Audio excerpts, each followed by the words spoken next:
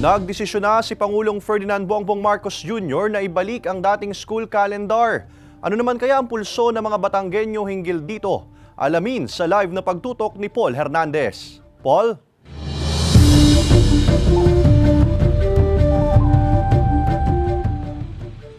Iba-iba yung saloobin dyan ng mga Batanggenyo. May mga pabor at may tutol din na gawin yung dating school calendar, lalo na raw kapag sasapit na yung buwan ng Agosto kung kailan panahon ng tag-ulan at bagyuhan.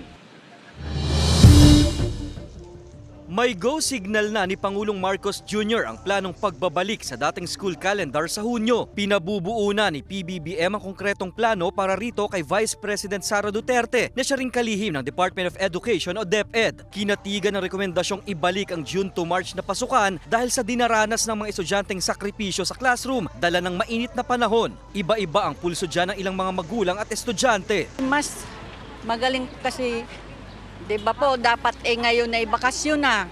Ngayon po sila ay nag-aaral pa. Para din po sa mga bata na mas bata sa amin. Kasi kung kami po matatanda na inahihirapan, ano pa po yung mga batang napasok pa rin po hanggang ngayon. Pero mas okay kung August ang bakasyon. Oh, bakit? Tag-ulan, tag-bagyo.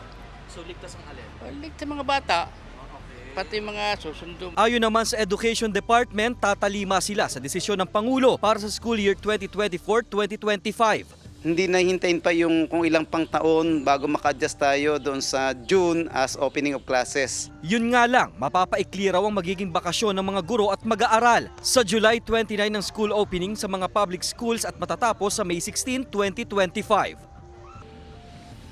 Ibinahagi rin sa atin ng DepEd Batangas City na magkakaroon daw sila ng pagpupulong kasama yung mga pampublikong teachers para nga sa implementasyon ng kautosang ito. Maraming salamat, Paul Hernandez.